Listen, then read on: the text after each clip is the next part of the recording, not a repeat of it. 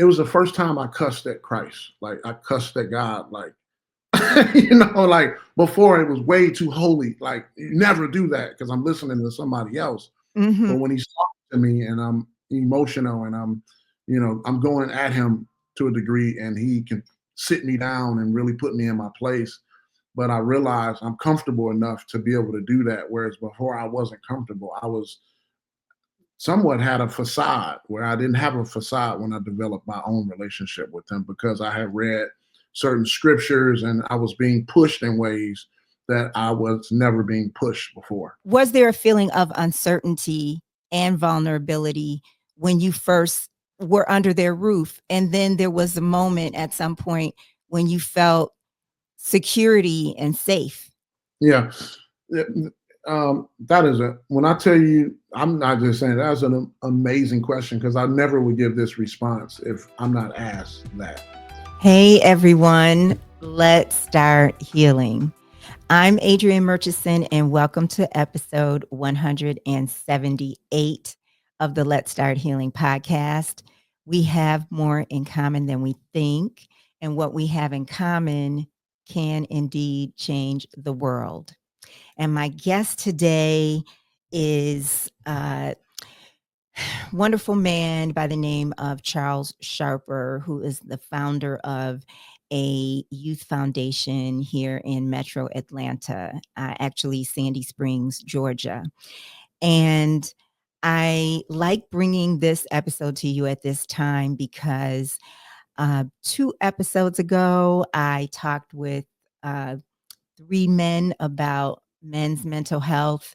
And so I love bringing this conversation to you with Charles Sharper about how he navigates life and how he grew up, and just really a wonderful conversation to have with him. We actually recorded this conversation in the spring when he had experienced a recent loss in his family. So he will speak about that and about grieving and the impact of this particular loss in his family. His life includes growing up in foster care and being adopted. And so he weaves that into the conversation, which is very powerful. And he mentioned something that was really impactful for me also, where he talks about how he met his wife and what mattered most when meeting her. And it really was striking for me because an hour, maybe, or two before our conversation, I was thinking about men in my life, past relationships, and what mattered to the men that I had been involved with, many of the men that I had been involved with. And I was wondering if it even matters to men about the essence of who you are, or does it matter more to them about what you bring to the table? Because I had someone ask me, well, what do I bring? Something along those lines. Well, what do I bring? And my response was, well, I bring me.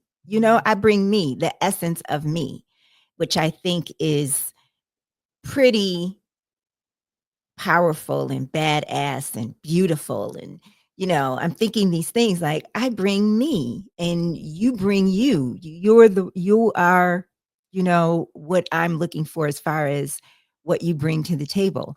And so it was interesting that I was having these thoughts in general, and then Charles shared something simply about what mattered to him most about meeting his wife. And I will let him share that. I won't share that with you now in this moment, but I thought that, wow, thank you for that reminder of, to me, what I think should be normal. So let me share a little to you about Charles Sharper.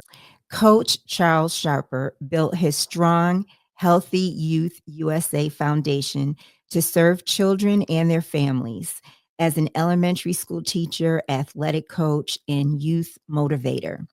Coach Sharper is now widely recognized as one of Atlanta's noted voices in the area of youth development.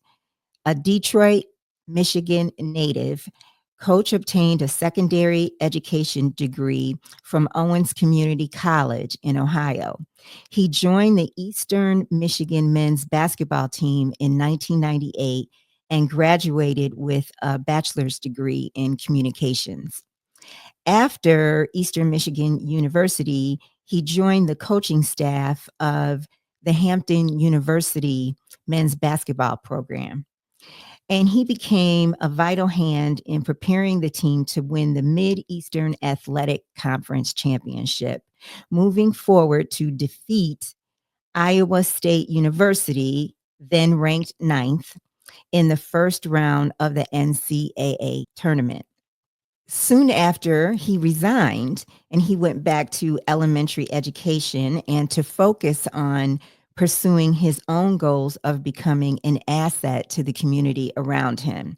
He founded Healthy Youth USA in 2004 and is currently the executive director of the Healthy Youth USA Foundation. He recently obtained his certification in nonprofit organization management from the Georgia Center for Nonprofits. And he is a certified child care learning center director recognized by Georgia's Department of Early Care and Learning. Charles strives to continuously promote youth fitness and health as a lifestyle beyond sports. He truly lives and aspires to promote his passion of family through media vehicles, passing on his personal mantra and positive message that family is not an important thing, it's the only thing. And again, the Healthy Youth USA Foundation is dedicated to enhancing the lives of youth and furthering positive youth development through mentorship, arts initiatives, and recreational enrichment. So let's meet him. Let's get started and let's start healing. Welcome, Coach Charles. Thank you. Thank you for being here. Thanks for having me. This is really good. I'm excited about listeners getting to know you and what you do. And first of all, how are you? I know you are a spiritual, I know you're close to God. I don't know you that well. So Right. I know that you're close to God. And so how are you today with Uh, your connection with God? Um, I'm okay. It really is a good season for me. Spiritually, my father-in-law passed away a month ago, I'm and so I'm really channeling my wife and her mom's energy and just who their father was, and um, it's a very reflective season for me. And so just having the opportunity to watch him go through life and do all the years I've done with him. So it's been a really good opportunity for me to realize kind of who I am through him and what's possible. So it's a good. I'm probably feeling more spiritual now than than I would. So, but it's Yeah, yeah. mhm, mhm, Well, I'm sorry to hear of his passing. How is your mhm. wife and her mom doing? It's gonna be tough. They just because he was really a really good husband, a really good father, just a classic example. Like there's countless examples of his presence, and so when you lose somebody like that, I mean, you really aren't. You're never the same, and so they're both strong, and they'll get through, and they'll be strong in it, but definitely someone they'll never forget. So. Wow. Mhm. Well, what have you learned about yourself as you reflect on him and connect with him in That's certain a ways? good question. He was really firm about he micro focused on his family, and so That does sound very cliche, but that truly was his objective in life. And so he really did what he was supposed to do for his daughter, his son, his wife, and it showed. The evidence was there. And so that kind of got me to thinking about my own journey. Of course, I consider myself a good dad, a good family man, but I didn't always see myself as that. But and so I'm heavily involved in the community, as you know. And Mhm. so there are a lot of different sectors of life that he was not involved in, but in his lane, he was really good. I mean, I feel like he's gonna get an A in heaven. I mean, I felt he died early, but his he really did his job. And you know when you serve the way he did, Mhm. it's never going to be enough time with a personality like that. So the question I say with myself is I've learned to from him or through him, like how to micro focus on your family. And that Mhm. a lot of people, we don't do that, right? We spend a lot of time work, we spend a lot of time doing other things, and we think we're doing that. But I mean, he did it at a very high level. I probably won't reach that level, but I'll definitely take that from him. Yeah. Yeah. Have you always been a mindful, conscious person, or did that come about through, an evolution? What do you mean mindful? What do you, Well, I mean, you seem to care about humanity and others and your family, and you seem to want and youth, yes. and you want to be a good man and Yeah. mentor, and have you always been that way, or was Yeah. that I, an so ev I'd like to think I was. I really do think that I was selected to do what I do. I didn't always set out to do it, but just a little bit of background. I'm from Detroit. I was adopted at the age of I was adopted at the age of 9, but I went into foster care at the age of 6. I have two biological sisters, but I was adopted into a family where they had eight 8 children, but they were adult kids, with the exception of 2 at the time we were adopted. And so, um, not knowing how to read, not having a lot of bare essentials early, that really, put us at a deficit. And so, the family that adopted me, my mom was very spiritual. Her husband, my father, he wasn't as much, but he was the enforcer, and so if she wanted us at church, he was going to make sure we got there. He didn't show, but he would make sure. And so very early on, I was able to watch. I got an opportunity to watch what a traditional family might look like, whereas coming from my background, I wouldn't have gotten that opportunity. And so, in kind of a microwave version, what ended up happening was I dove into sports kind of as a release to kind of deal with whatever I was dealing with, and it was just a great space for me, a great therapy space, a great space to be able to disappear. And the sport that I settled on was basketball, but I was also adversely good at cross country and also track and field. Mhm. So my dad, ex-military guy, worked at a Ford Motor Company. I'm sorry, he would kill me if I if he knew I said that. He worked at Chrysler, and my mom was a foster parent. And I've seen in my lifetime over 170 kids come through our home. My sisters and I were the first kids that they adopted, and in doing so, I didn't realize that God was had me in training. And so as I got older, I became good enough to get a college scholarship. I was the first person to graduate from college in my adopted family and my biological family. And I did that through a scholarship. And then from there, I started realizing that initially I wanted to be a basketball coach at NBA or college level, Mhm. um, and or a sports agent. Where And did you go to college? I went to college at Eastern Michigan, and then my first job out of college was at Hampton University, where I took a few classes as well. And so I was a part of a very storied basketball team in Hampton where we upset the number two team in the country. That was one of the biggest upsets in history at that time. We upset Iowa State, and so I was a rookie coach, and just we had a tremendous run that was very publicized. It was all over ESPN, and so that was one of the highlights. Short lived, but one of the highlights of my career. Mhm. And so I didn't realize once I left coaching, and one of the reasons I left coaching is because the first year of me coaching, I saw my son one time that year, and I kind of had a reflective moment. I was like, man, is like this who you're gonna be as a dad, Yeah. right? And so at that point, I knew I had to start, putting things. I had to choose a career that would lend myself to being available for him. Coaching was just very difficult to be able to do that, especially if you're not with mom.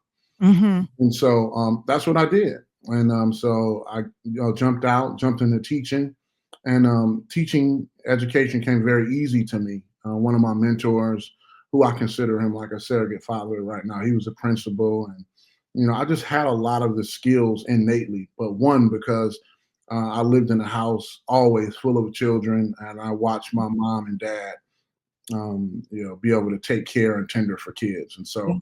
I didn't realize that, God was setting me up to start the Healthy Youth USA Foundation. Wow. And the interesting fact was too, my twin sister also owns a daycare. She's out of Belleville, Michigan. So I kind of feel like we were purposely built to do what we're doing.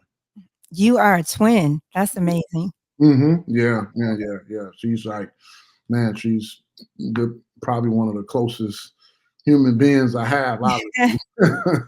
Now, do you guys sense each other and have that mind connection? We do, we do.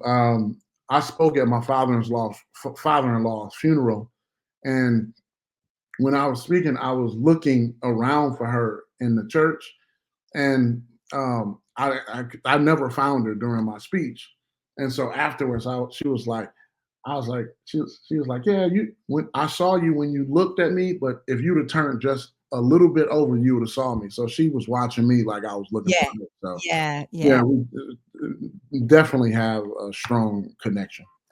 Would you be comfortable sharing what the circumstances were that had you and your sisters going to foster care? Yeah. So my biological mom, she had this was obviously the 70s. Well, not obviously, but the 70s. And we had an older sister, and from my accounts of it, she just wasn't in a good place to really be able to provide for us. I think she had my older sister who was a couple years older than my twin and I, and then we came a couple years later. And I think during those times, I think it was just difficult for her. I think she had a few demons, some alcohol issues, and just I guess life was lifing for her at the time, and she just felt she couldn't do it. And so our conditions were deplorable, but we didn't really know because like when you're born into poverty or I don't want to say dysfunction, but when you're born into that, you unless you get a window into something else, you don't really know that you're that way. So it didn't feel painful every day. Mhm. Us hunger was a pain. It was a pain, but long as I had my twin sisters or my twin and my other sister, to be honest, I felt. I mean, those were the two individuals that I knew, and so those are the ones I leaned on emotionally. And so for me, I feel like it was I was blessed to be able to kind of come from it. Right. Is your mom still living? She is. And do you guys have a connection? Yeah, so my twin sister has a closer connection with her. Mhm. I choose to kind of focus on my family. Mhm. And I was so close to my foster mom, and she's deceased now, but it never felt it felt like if I invited my biological mom in, it didn't feel right having two moms to me. Mhm. And Mhm. so I just never drew close, although we do talk. and we are cordial as well. So before we get into your foundation and other aspects of your life, could you describe how would you describe your relationship with God Mm, and how that fuels you and when you came into that yeah, relationship? yeah. So early on, my foster mom was Heavenly Church, and so it felt kind of natural to do Mhm. church. When we grew up in a mega church, even in the '80s, Grady Grace Temple, it's on the west side of Detroit. It had like a very storied pastor, and that church does a lot of the funerals that you see, like so Rosa Parks, Aretha Franklin, all of those personalities had their funeral there, and so I grew up just thinking church was that. So we grew up and like Commission, Fred Hammond, Kurt Franklin, they all regular. Byron Cage was a member there, so it was, and I didn't know any different, and so my relationship with God came through foot stumping, hand clapping, Mhm. and so but very early on I did feel like even though I wasn't reading my Bible and those things, I felt like I had a relationship with him, and I felt like he helped me out of a lot of uh, situations that I was in early on, and so I would try to stay as obedient as I could to that. But as I got older, it really wasn't until my son was in his teens, well, preteens, that I started to look at my relationship with God expanded from a standpoint of not being about me, but being about my family. Mhm. So that brings me to Atlanta. We attend North Atlanta Church of Christ. Isn't a typical church that I would consider joining, but I was running my nonprofit and through there, and what got me there was one day I left my keys. I lost my keys, and the pastor, it was a white male, he helped me look for my keys, and he never. I'm talking about for like 4 hours. He never stopped looking for my keys. Yeah. And when he showed that kind of commitment, at that time I had never visited the church, although my nonprofit was based there. We were leasing space, Mhm. and that's what got me. I was like, man, that one experience was so godlike. It brought me to the church, Yeah. and then my son was starting to establish his relationship with Christ, and they had hired a go-getter youth minister, and he was phenomenal, and he was meeting the needs of my son. And so at that point I was like, man, this church has no instruments at the time. My wife just wasn't, and I was like, man. So I went on a mission trip with them to Honduras, and I really enjoyed that experience, and I started to see how God I started to see God differently than I saw him in the church that I grew up. And so I think I became more of a responsible reader, avid reader of the Bible at the time. And I started to independently take on my journey with Christ. And that's when I feel like I grew up. Before I was just going because it was just repetition. Mhm. This is what mom taught me to do. But it was kind of there where I felt that the work as an adult started to happen. What did you see? You said you started to see God differently. What was enlightening you? Well, the way they worship, the church I grew up in, we didn't do mission work, so I saw people um, praise and worship God all over the country, right? And I saw Mhm. what you can do through ministry, through your physical ministry, not like whereas the black church sometimes could be transactional, whereas hey, we're coming to listen to a great band, a great choir or charismatic pastor, and I still enjoy all of that. But I don't- I don't believe that my pastor is or as charismatic Mhm. pastor I saw growing up, and so it allowed me to be able to do the work, right? To start developing, reading the word and applying the word to my own life and being responsible for my relationship. Mhm. Whereas before, I don't believe I was as responsible for my relationship. Your relationship with God or your relationship with My others? relation, my relationship with God. Yeah, and Mhm. um, I love that you said that. I wanna know if you can expound on that because I feel like the relationship for me is so important. Like, I have a role in the Mhm. relationship. Like, God is right here, but I have to engage if I want to have an experience, Yeah. that I really feel. What do you mean when you say your role? Well, I believe that was like me going to him with more of my problems. Yeah. And when you read the word, you interpret it for yourself. Mhm. And before I was waiting on the interpretation of my pastor or the interpretation of my wife, who's well versed.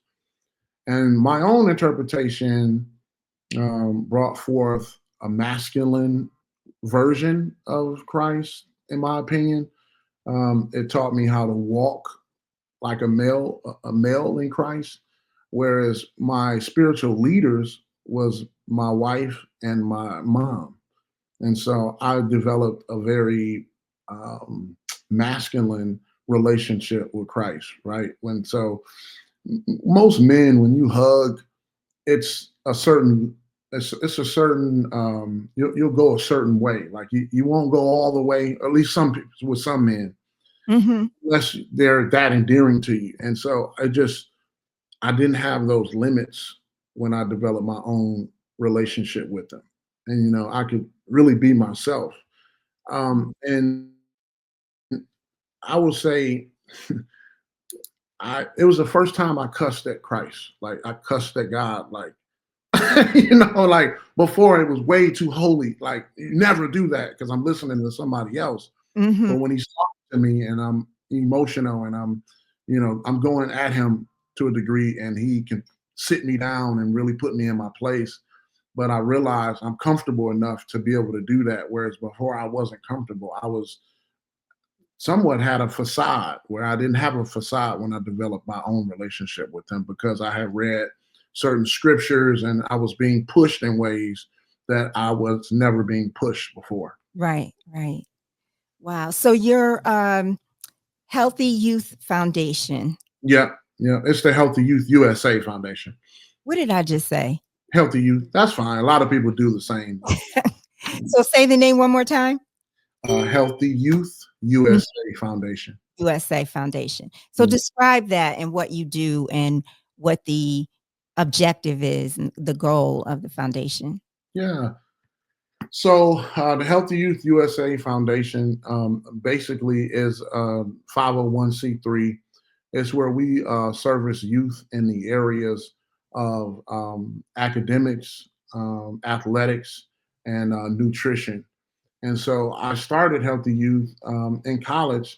Took a recreation class, and I had to we had to create a recreation project, and the name of my project was Prodigy Pavilion. And my idea was to create a place where kids with talent can come and develop. And so later on, as I was teaching in Sandy Springs, I became kind of a favorite in the community with a lot of the kids. And so one day I got invited to the North Atlanta Church of Christ. They had a ministry called Upward. It was basically sports. It was basically sports in Christ. And so one of my kids invited me to his soccer game, and I showed up. I ended up meeting the sports minister, and I noticed this space was just being built, and I got excited because I already had a strategy and a plan. I Mhm. just needed a place, and I talked to him about bringing Healthy Youth USA Foundation there, and we were able, they accepted my proposal, and we were able to negotiate it.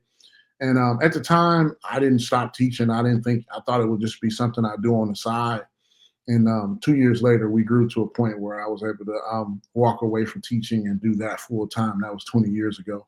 Wow. And so the beauty in Healthy Youth USA is that it is a combination of my passion, which is sports, with the skills and tools that my mom taught me to be able to parent, and then it's the military type um, organization of my dad, and so that's why I say I was really being trained to do what I'm doing today. And I can go in a room with 100 kids, and no, I don't need any help. I I've done that, and I mean, you would be amazed. Like, I just connect.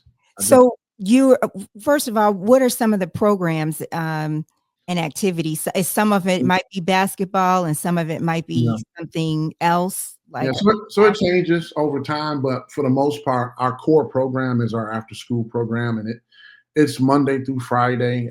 It's from 2 o'clock to 7 o'clock. That's been our anchor program. And in that, we also have a dance team called the Georgia Dance Force, which we've won national titles. We've done really well in that. And Coach Keisha is one of our assistant directors. She heads that. We do also we do cooking demos as well. We partner with a company called Harmony Fitness. Abby runs Harmony Fitness, or I'm sorry, Harmony Nutrition, and they come throughout the year and teach nutritional habits. They do food demos where she cooks with the kids, and it's real organic, and it's just a lot of fun. And then we also do basketball as well. We've done soccer in the past. We've done karate, and so just anything relative to kids, music, Mhm. arts and crafts, and so it's a really a modern day center for kids. Yeah, that's Mhm. awesome. Thank you. And when you're speaking to them, when you're speaking to youth there or elsewhere, what are some of the messages that you're conveying, you want to convey? So I do public speaking as well, but a bunch. I mean, resilience, right? A lot of the things that I've had to endure, comes out with kids, and so whatever it is for them to be able to get over some of their challenges, because obviously I've been able to get over a bunch of challenges that I've had, and so that's very easy for me, right? Fighting yourself inside, and just kind of reaching goals. And so that's kind of always been my thing anyway. Do you find that youth today are dealing with anything? I mean, obviously they have social media, but is there something within themselves that they're struggling with today versus when you were coming up? Are you seeing anything different or is it the same types of things? Yeah, I mean, this generation is, in my opinion, a lot more sophisticated than my generation was growing up, and so they have to juggle and manage a lot of feelings and anxieties that we didn't have to manage. And so, I didn't grow up in the best area. However, it felt like the best area just because there were a lot of social norms in play that aren't in play today. Mhm. So our neighbors, really took pride, even in a bad neighborhood, and keeping the grass up and holding you accountable if you stepped on it. I had a lot of, I just had a lot of vested people in my community that just naturally looked out for kids' best interests. Whereas, our kids these days, they don't have the opportunity. They have to go, they have to rely on the Healthy Youth USA, and a lot of everything is kind of socialized. They're trying to balance what they see on social media and on the internet. Like, thank God I didn't have the internet, because I mean, that receiving that much information and content as a kid, that's really difficult to mitigate. And they're being attacked very differently than we were, or than I was. And so they're being attacked on the internet. I mean, I'll share with you a quick story. My daughter, 2 years ago, somebody some African guy popped up on her, was trying to scam my daughter for money, and was saying, um, "Don't tell your parents." And then I jumped on, and he jumped off, and I was like, "Wow!" It was so frightening. Wow. Her, she was crying, and I don't even remember how he got through to her, but he was able to. And we have parental controls and everything on her phone. Wow. Was he on a video? Was it what, Yeah, was yeah, he was on a video or something. I don't know. Mhm. He was sent a link or something. I Yeah. don't even remember exactly how it went, but yeah, it was like that. And I remember my oldest son would go to the LA Fitness, and this person wasn't necessarily he didn't get a chance to do anything, but he was a lot older contacting my son, Mhm. at just that access. And I met the guy before, and he act like he wanted to be cool, but my son was like 16. This guy was in his 30s. I'm like, My goodness. we're not gonna be cool. Right, right. So, and my son didn't think much of it. Mhm. Playing basketball with him, yeah, he cool with all of us. And I'm like, that might not be the best go. And so they're, you know, like my kids, they're in my program and they're dealing with a lot of the same things. So their level of exposure is far greater than ours was. Mhm. But they're also more intelligent. We just don't always social or emotionally intelligent. I don't think we just see it because they are managing a whole lot more, Mhm. in my opinion. So I think the thing for us is that we try to keep it simple so that we can preserve their childhood. What do you think that, they need most right now though, kids? The youth that you're seeing from mentors? Structure, I would say structure, and I would say, a lot of those old fashioned characteristics, like discipline, structure, like those things help you through trauma, right? Mhm. Commitment, character, like when those things aren't reinforced.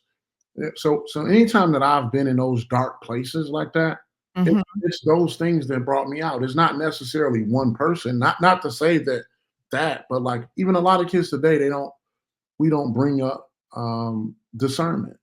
Like Yeah. discernment is simple. It's realizing or following that gut feeling. And like that is a Mhm. gift from God when you are able to follow that and say, this is probably not the time to go down that street.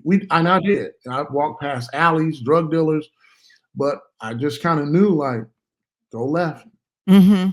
don't Yeah. don't go down there. And I feel like they test, right? Any new product come out, they're testing it. Vape 13, test it. It's new, it's great, it's cool. Yeah. It wasn't a commercial couldn't get me to test certain things. And I feel like this generation, Yeah. it's abundance for them. Do you find that um that there's a significant amount of self-doubt?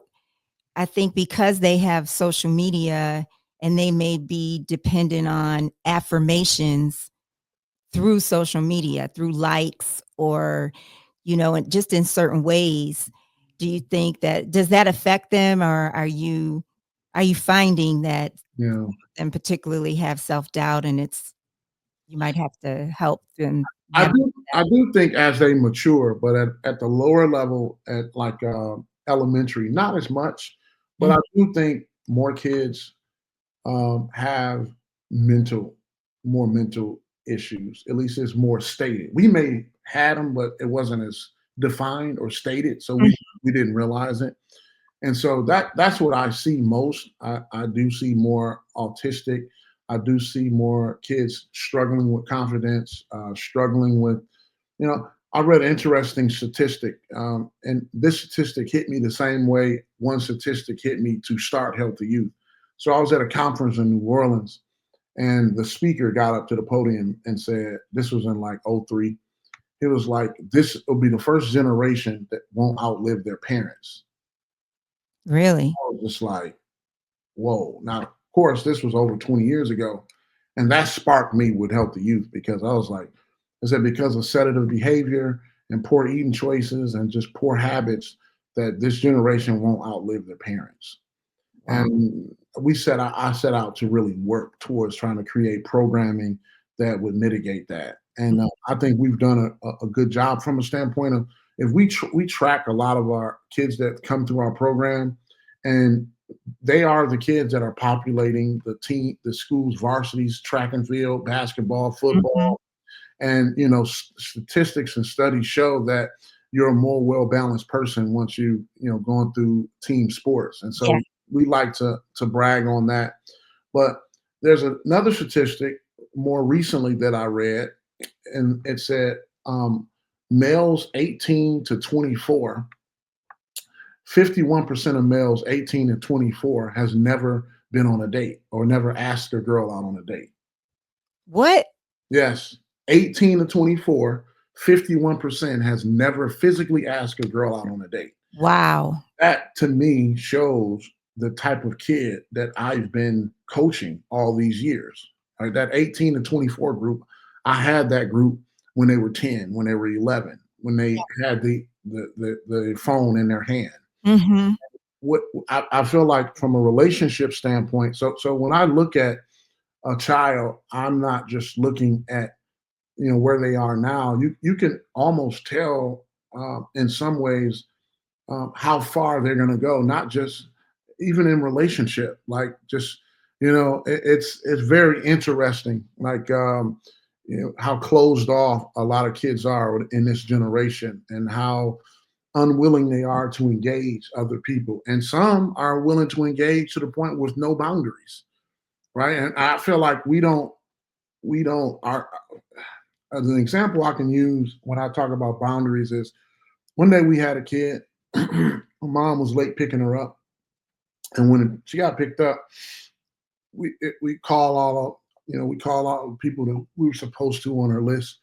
We found out her mom had went to one of these countries to get breast augmentation or whatever the case might have been, BBL, and it was the first time in a modern era where I was like, wow, now this is different. And so Mm. this child knew that. It was like, Yeah. yeah, my mom went to go get a BBL. So, Wow. like, my mom may put on some makeup. That was it.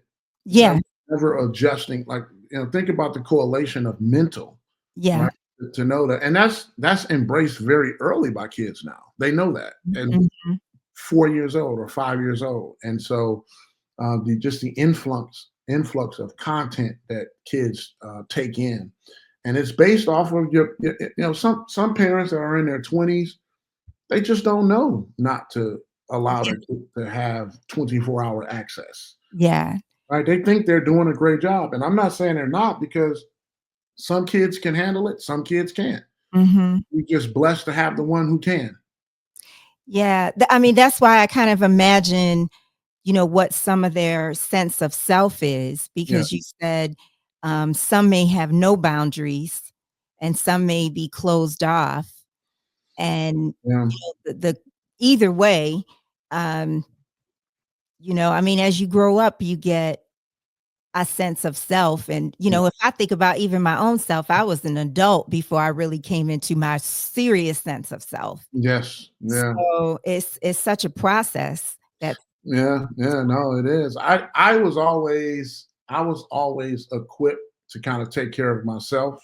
My dad taught me to instill that very early, but what I didn't realize until I met my wife in college was that, and she's a few years younger than myself, was that um emotionally I wasn't. I was a child, right? But I was the other stuff, like I could, I knew how to get my own food and work and Yeah. relationships. I was charismatic, but it was a lot of stuff there that I didn't realize until I saw somebody who came from what appeared to be uh, real structure, right? Emotional structure, and who's really been, her parents really worked at that with her. And so Yeah. a lot of things I didn't learn until later on, but I also learned that a lot of the things that my mom and dad allowed me to do was because of my deficits, but those things became my best attributes as well. So Mhm. I'm not I'm not upset with them either. So Yeah, yeah. mhm.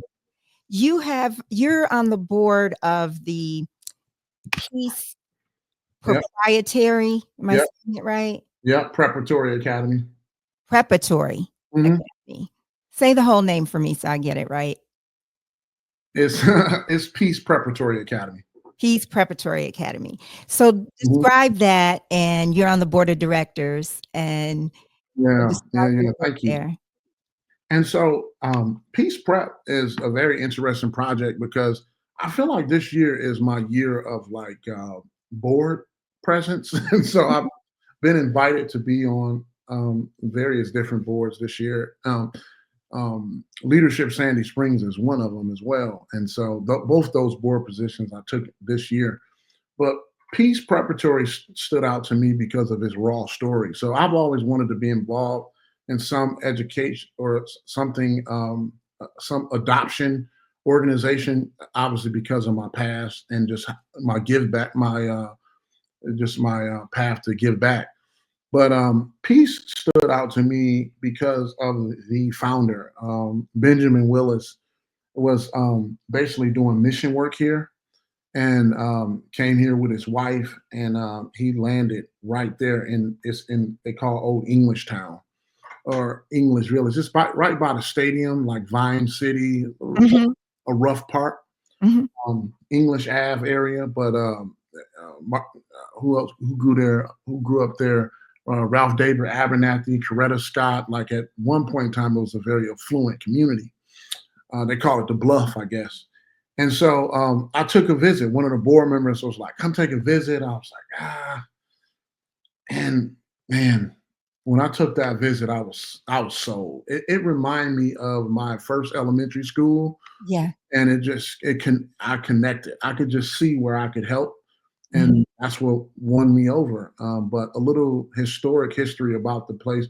It was built in 2015, and they said that was like the first school in that area for over 25 new school in that area in 25 years. Mm. And so he came and just hand by hand built it up to be what it is today. And it's a lot of work that needs to be done, but I really fell in love with their vision and just the staff there. It was beautiful. So their thing is whole child, whole family, and whole community. And so they really do try to service the needs of all three.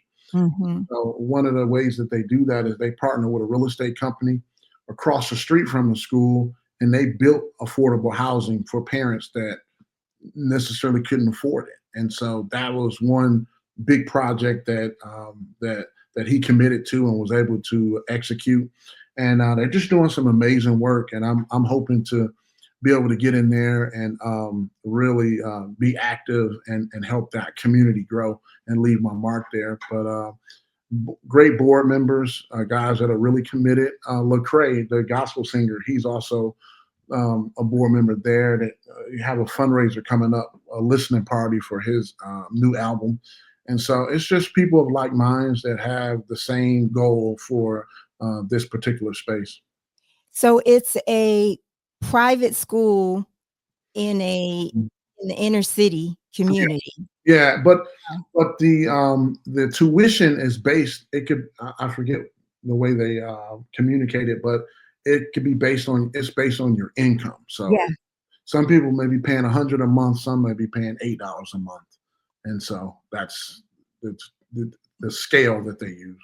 And what grade levels does it start and go to? They go K through fifth grade, and they was looking to expand, but they halted that, and it was trying to get some things in order before they start to expand. Oh, wow. Mhm. That's wonderful. Thank you. Yeah, I was blessed to be asked to be on the board. To be honest, like I Yeah. didn't know it exists, but once I learned of the story and Mhm. learned of the work that they were already doing, I committed to try to extend that work. So When you were teaching before your foundation, what were you teaching? I kind of was all over the place. Like even when I was at Hampton as an assistant coach at a HBCU, you don't make a lot of money. So I had Mhm. tons of jobs, but even there, I taught mostly PE classes. I taught badminton. I taught the more academic one was health, and a lot of people you needed that there to get your degree. So that was probably the more serious class that I taught. But as I left, I've taught everything from middle to high school. But in Sandy Springs, I taught PE. That's where I kind of developed my relationship with kids through recreation. And Mhm. that's essentially what led to Coach Sharper. When you think about your relationship with God and what God calls you to do, through your work with youth, what do you think that God calls you in your work to do for yourself? That's a really good question. That's a really good question. Um, for me, I feel like I always say now, when I don't know if your parents are still alive, but No, they're when not.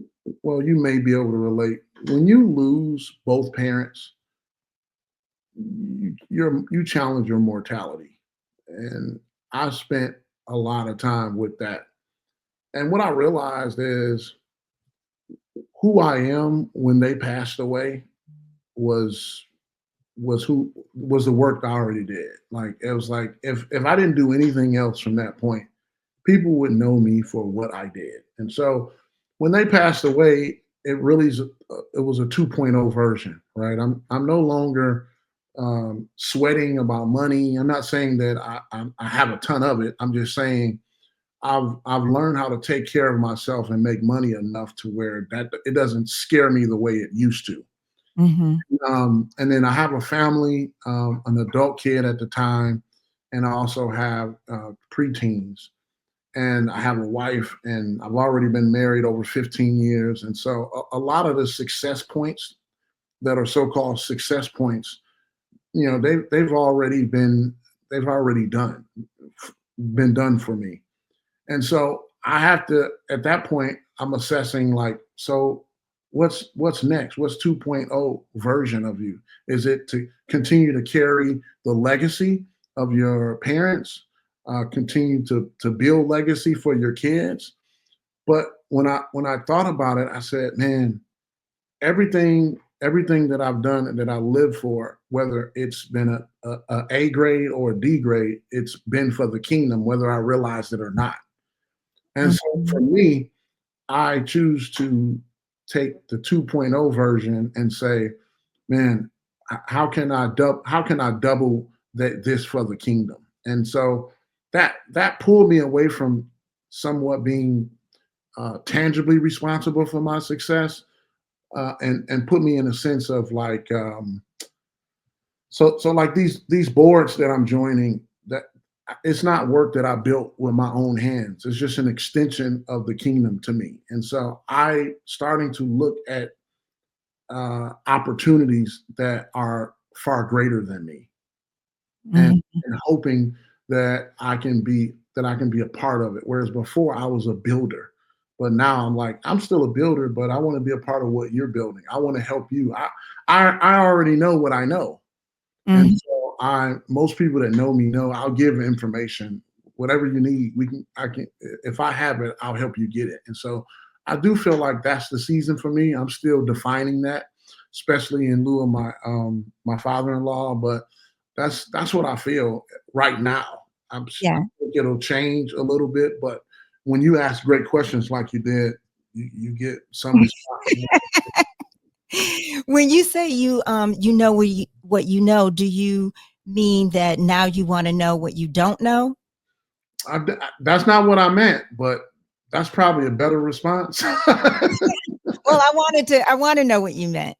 Yeah, so what I meant by that is just through my experience, right? Mhm. I've been adopted. I've been in some very critical, what I now know to be very critical spaces, and to come from that space, I know how to come from that, and I know how to teach that. I know how to show that, and so I know what true vulnerability feels like, right? And I've had to what perceived as others as successful marriage. I haven't always felt like my whole life has been successful, but my success is that I've gone through it. And so I feel like I'm in a place to give that back, Yeah. and help others possibly feel like what that is. And sometimes you don't always know how to get there, but some of the indicators for me is that I'm always being asked to do to help, Mhm. and that makes me feel relevant. That makes me feel like my job isn't done, and so that's the part I really do love, and I'm loving that I could live my parents' legacy,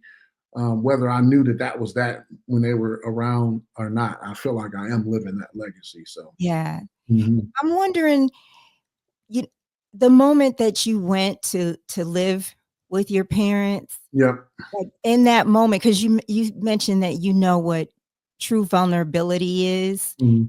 I mean, do you remember that feeling and then the feeling of feeling what was there a feeling of uncertainty and vulnerability when you first were under their roof? And then there was a moment at some point when you felt security and safe?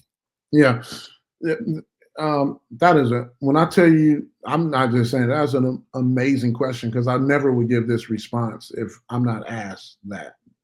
But when my sisters and I came, we were my mom said, my foster mom said, and this is maybe 7, 8 years ago. She told me this story. She said, "Well, I knew that you, not my sisters, but myself, I knew that you were comfortable when you opened the refrigerator door, and I didn't open the door for 6 months."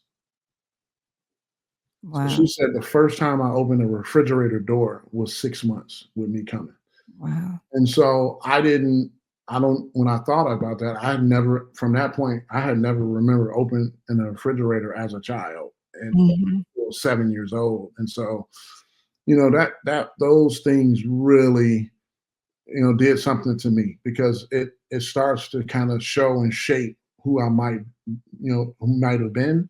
Mhm. So, we had a chance, we had an opportunity to be adopted by another family. So, and the process during that time was you go to so I guess they chose us to adopt us, and so we were supposed to over the next 2 or 3 months go live and visit with them. And she was Other great. the other family you're Another saying? another family that wanted Mhm. to adopt all three of us, which is rare, Yeah. right? We're at this time 10 years old, you know, maybe 9 years old, and So you're so with you're with your foster parents. with my foster parents, right? Okay. But we're in adoption. We're not adopted. We're in foster care at Yeah. this time, Oh, okay. right? And so we didn't get adopted until after this story I'm gonna tell you. And so we would go every other weekend, and they would try to connect with us, and we would try to connect with them. My older sister was like, "Okay," so she was our leader, and she was like, "So what are we gonna do? And are we gonna stay here or not?" And so me and my twin sister looked like, but we didn't have anywhere to go. We didn't know where we were going to go. And she was like, "Well, where else are we going to go?" She's talking to us like that. Like, where else are we going to go? Like, this is it. Like, y'all need to figure this out. Mhm. And I looked at my twin and she looked at me and I was like, "I don't want to do this." And they were good people. It just was very different from my foster mom. She was a smoker. My foster mom wasn't a smoker. They didn't seem very religious. And it Mhm. was just that discernment. And so we it was hard to say it because the social worker had to go tell that family like, no. Can you imagine three kids saying, "No, we don't want to come live with you," and you want to adopt?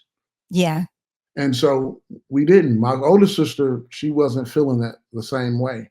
And Mhm. so we came back, and our foster mom and dad was like, we want to adopt you. And here comes all the tears.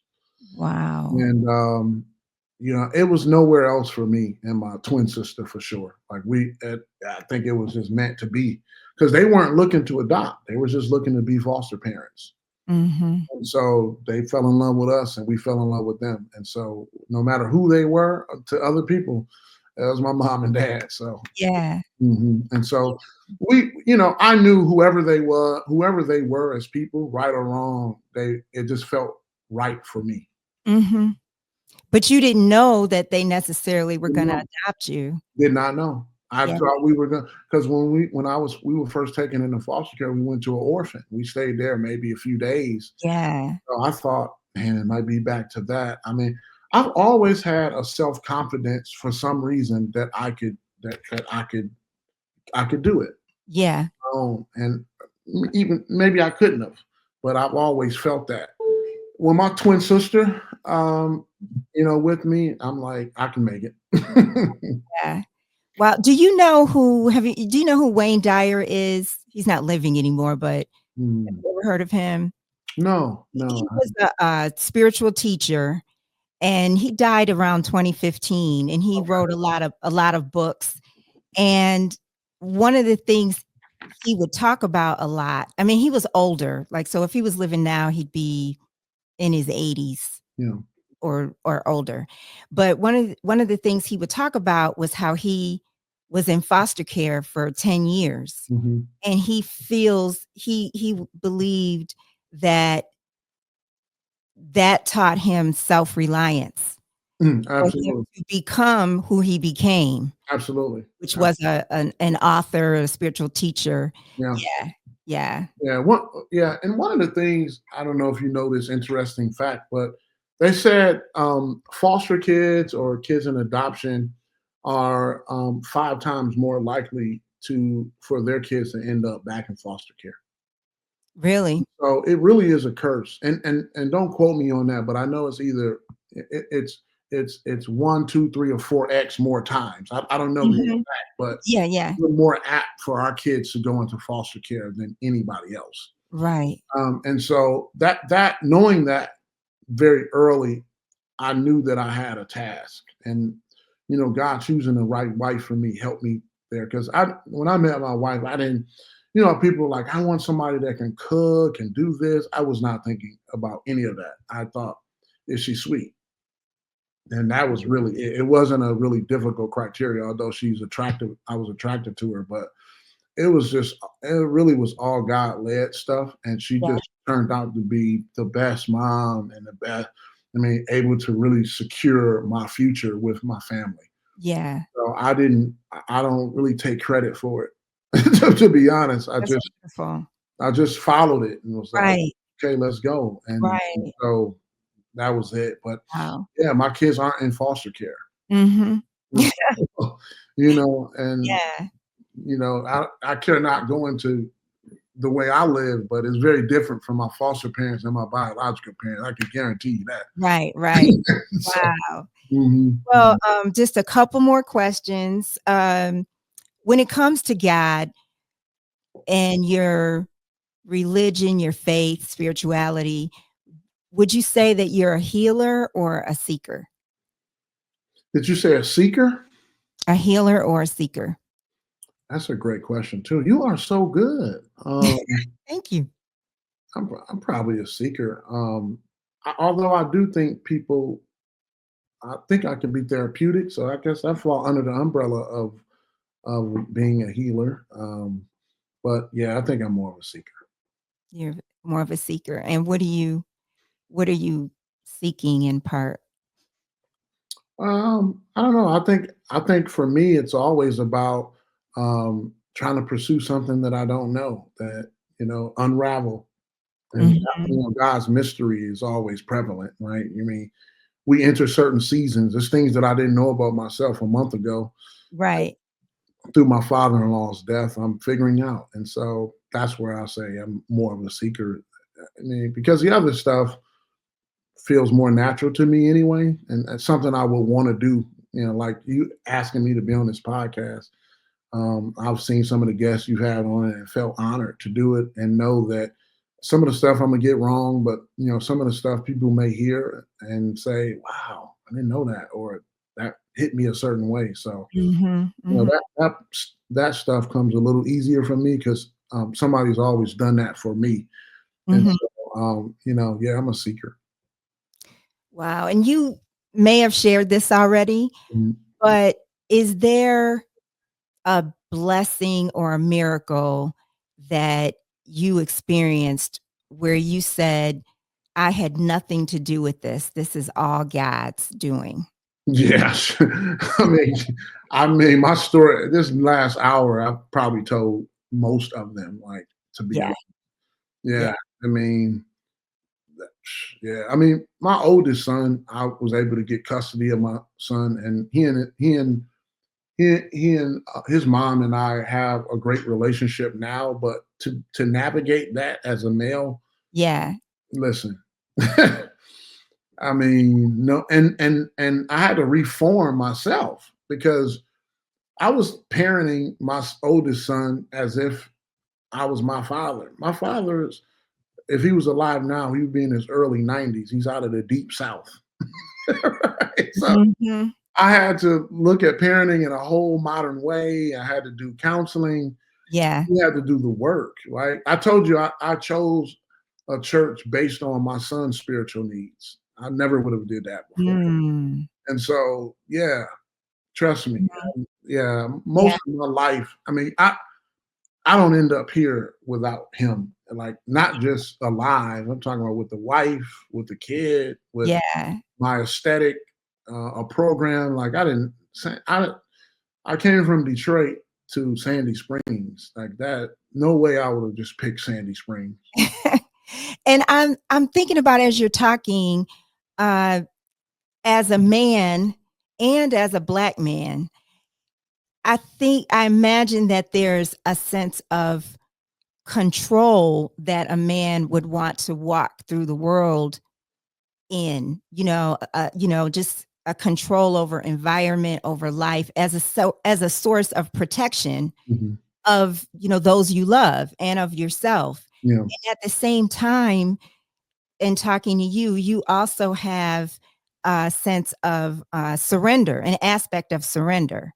Now that's a great observation. I'm probably 90% surrender. Yeah. Yeah, So and not just to him, like even my wife, like I trust her discernment on so many things. I trust my kids' discernment on things greater than mine, yeah. right? And so it goes right 80% of the time. So Yeah, so that comes through wisdom, I guess, over Mhm. time. Yeah, Mhm. absolutely. Yeah, yeah. Because it's worked for me up until this point, right? He's put people in place. And but there's also been a lot in learning and exhausting, and right. So some things I was being obedient at, and I wasn't. But over time, that discernment gets stronger. But you realize, you're going to have the time on earth that God gives you, and so you might as well stay in the game and continue it. And so I'm hoping that I can stay healthy and stay of right mind to be able to execute what he wants for me. And I really do feel like now, man, I'm all here for what he wants me to do, and I wait for those signs. And Wow. until then, I'll continue to do what I do at a high level or even at a low level. Like sometimes it calls for you to be a low level person. And that's not beneath me because that's an area that I know all too well as well. Like there's one picture that defines me at Healthy Youth that I love. And some days I always repost it. My best friend gave me a Braves jersey and it has Coach Sharper on the back. And one day before a game, my wife snapped a picture of me mopping the floor. And I'm like, that's the picture I like. And I don't say that to be cliche. Like Yeah. when you take care of kids, that's what you do. I got kids that Mm. have grown up on me, that have pooped on me, that have. One time somebody came on the bus. It was National Bus Driver Day, and I didn't realize that I was a bus driver. Mhm. So a kid wrote a letter, came on the bus, and was like, "Here you go, Coach Sharper." And I'm thinking it's you're the best coach ever, or you're this and you're that, Coach Sharper. And the car said, "Thank you for being the best bus driver ever and keeping us safe." And I was like,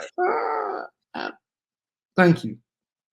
Yeah. That letter still hangs on the staff locker room at Health Youth USA. And I say, if you don't think like this, you probably shouldn't work here. Mhm.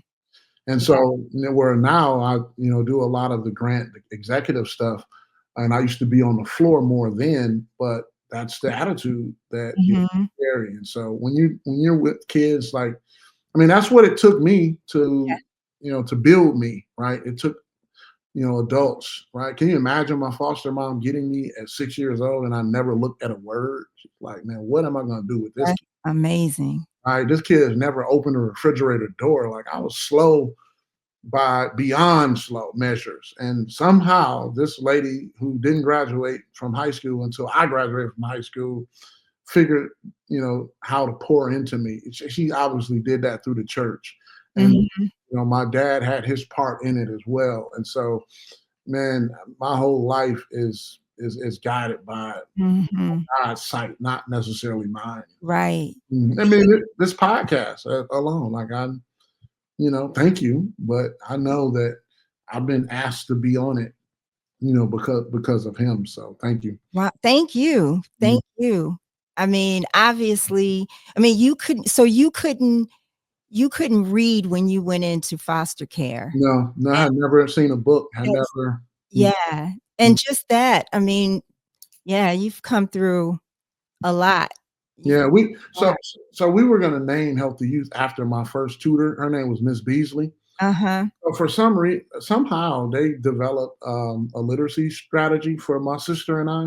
Mhm. Our first year of school, her only job was to tutor me and my sister. So in the morning time, she had me for 4 hours. And then in the afternoon, I would go to a regular class. And then my sister would go with her for 1 year. Miss Beasley taught us how to read. Mm. And that just kind of it didn't catch us up, but it put us in the game. Mhm. And even my twin sister was a high school dropout. Now she owns a couple businesses, master's degree, like you Mm. wouldn't, and Mhm. she was a teenage mom. Like her story is more remarkable than mine, in my opinion. Yeah, yeah. And so, That's awesome. yeah, Beautiful.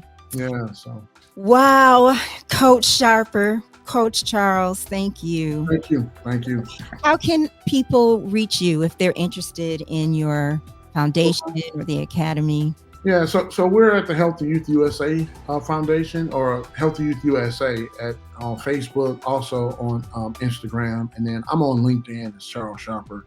Okay. Um, my Instagram is 5K Chuck, but if you need to reach out, you can, or you can honestly just Google me and tons of stuff will come up. Okay. Mhm. Thank you so much. I want you to come back. Thank you so much.